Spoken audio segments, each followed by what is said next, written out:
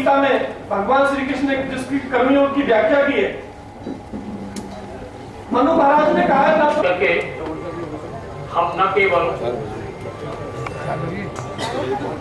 पत्रकारिता को वजहता प्रदान कर रहे हैं,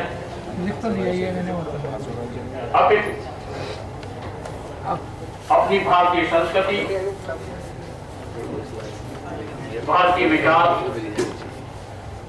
और आस्था के प्रति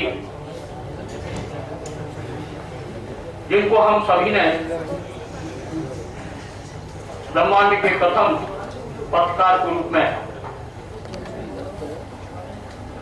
सम्मानित किया है, उनका स्मरण किया है। ऐसे ब्रह्मर्षि नारद जी जिन्हें ब्रह्मा जी का मानस पुत्र माना जाता है, निश्चित रूप से वेतन के नाम पर 2 सूखी रोटी और 1 गिलास पानी, और पुरस्कार अनगिनत दिनों की जेल इस देश में, उसके बाद भी स्वराज को लगातार। आप ऐसे बच्चों को देशभक्त बनाएंगे, ऐसे भारत को विश्व में प्रतिष्ठित करेंगे। आप अकबर को महान पढ़ाएंगे और राणा प्रताप को क्या कहेंगे? जिस राणा प्रताप के नाम का उच्चारण करते हुए इस देश के नौजवानों में आज भी लहू खौल उठता है, उस राणा प्रताप को महान कहने में आपकी जीत जल जाती है। इस देश में ऐसे स्वनामधन्य इतिहासकार हुए जिन्होंने किताबें लिखी। अभी कुछ महीने पहले ही बड़ा विवाद उठा था कि भगत सिंह चलते हैं, हमारे बच्चों को पढ़ाते हैं, और ऐसे लोगों को पिछली सरकारों ने प्रतिष्ठापित किया। आज मैं जहां बैठा हूं उस जगह पर आत्मता का भाव, कोई विघटन नहीं, कोई विभेद नहीं, कोई घृणा नहीं, कोई सर्वाइवल ऑफ द फिटेस्ट नहीं, सबके उन्नयन का काम।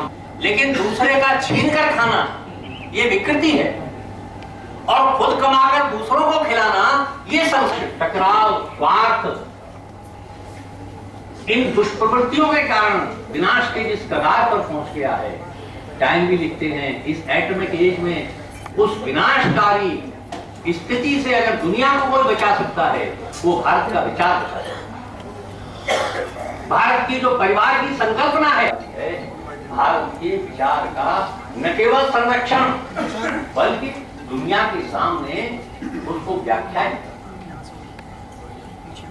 और हमें उल्टा सिखाया जाता है कि भारत तो दीनहीन है, इसमें गर्व करने लायक क्या है।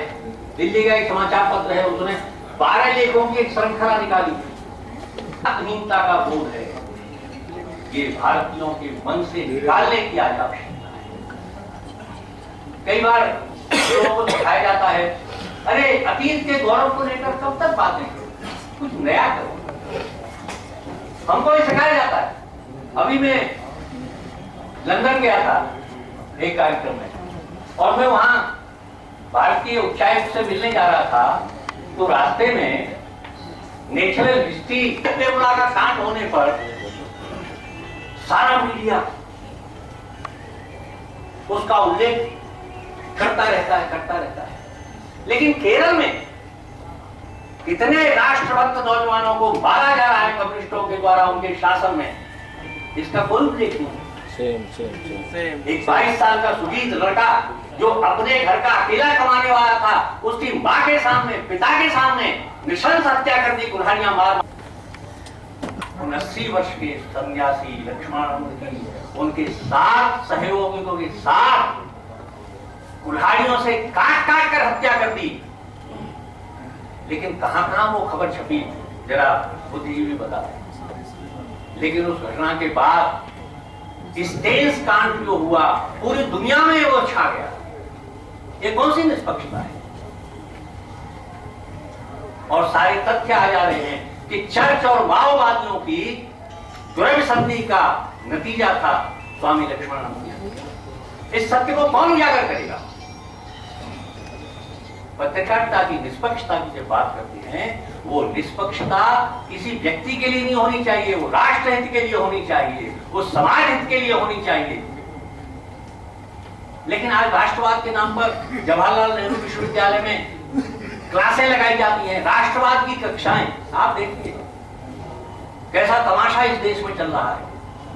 और राष्ट्रवाद की कक्षाओं में बताया जाता है कि कश्मीर कभी भारत का अभिन्न अंग नहीं रहा। इससे बड़ा झूठ कुछ हो सकता है? ऋषि कश्यप की तपस्थली है कश्मीर, शैव पंथ का महान केंद्र कश्मीर है। 600 साल पहले का इतिहास आप उठाकर कश्मीर का देख लीजिए, शैव भक्ति का केंद्र था कश्मीर। आजकल व्हाट्सएप बड़ा प्रभावशाली हो गया है, सबकी जेब में व्हाट्सएप पड़ा रहता है। उस पर बड़ा जोरदार चुटकुला आया था, और चुटकुला ऐसा था कि यूनाइटेड स्टेट्स में, संयुक्त राष्ट्र में बहस हो रही है कश्मीर के ऊपर, और भारत का प्रतिनिधि खड़ा होता है।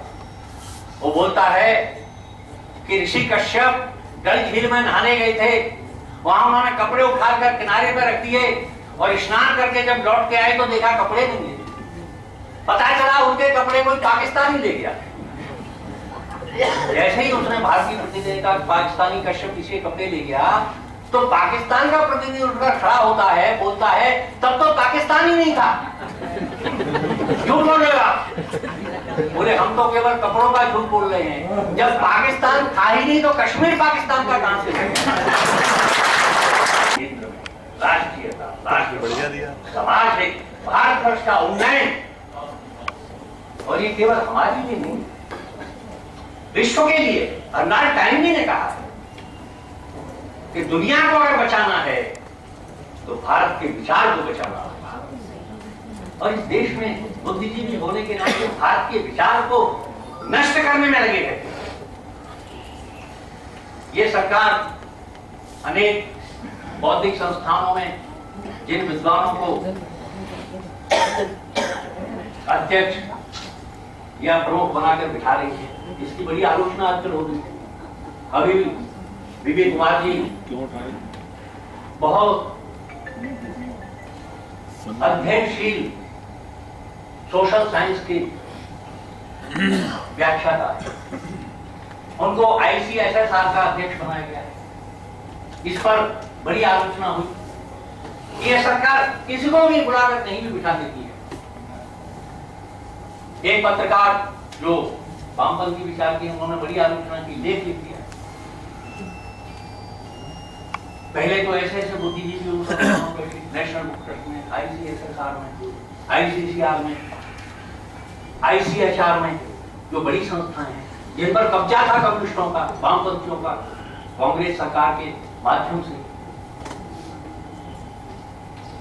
और उन्होंने लिखा ये जो लोग जो भी सभी समस्याओं को सुनकर सब जगह पहुंचाते थे, तीनों देवों से उनका समस्त वार्ता होती थी कि ये इस समस्या से पीड़ित है, ये इस समस्या से पीड़ित है, तो वो पत्रकार का ही काम था। लगभग 500 साल मुगलों की गुलामी तथा 300 वर्ष अंग्रेजों की गुलामी करते करते हम लोग अपनी संस्कृति को धीरे धीरे भूल गए। इसीलिए हम लोगों में ये हीन भावना आई, हम पश्चिम से प्रेरणा लेने लगे।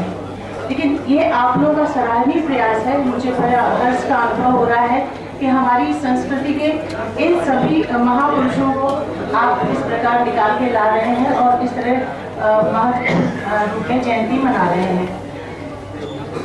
आज के इस सम्मान समारोह में भी पत्रकार बंधुओं को जो आमंत्रित किया गया, तो भारतीय लोकतंत्र में न्यायपालिका, कार्यपालिका और विधायिका, इसके पश्चात चौथा स्तंभ है पत्रकारिता। पत्रकारिता वह स्तंभ है जहाँ पर चलती हो जाती है कि वो बस समापन कार्यक्रम समापन हो गया, तो फिर बाद में कोई किसी को सुनता नहीं और जाने आने की विषय रहता है। तो इसीलिए मुझे आशीर्वाद के स्वरूप खड़ा किया गया है। तो नारद जी जो महर्षि थे, मैंने ऐसा पढ़ा कि वो 14 लोक हैं, अपने 14 लोकों में भ्रमण करते थे, और जिस लोक का जो मुख्य होता था उसको पूरी सूचना उस लोक की देते थे। जैसे जब सतयुग में बहुत पाप बढ़ रहा था रावण का, तो उन्होंने विष्णु भगवान से स्तुति की कि भगवान इतना पाप रावण का बढ़ रहा है, इसको कैसे किया जाए, क्या करें आप अवतार लीजिए और जो सज्जन हैं उनके कष्टों का निवारण करिए आप। तो भगवान ने जन्म लिया और रावण का अंत किया। उल्टा आत्मा हुआ तब क्या करेंगे आप?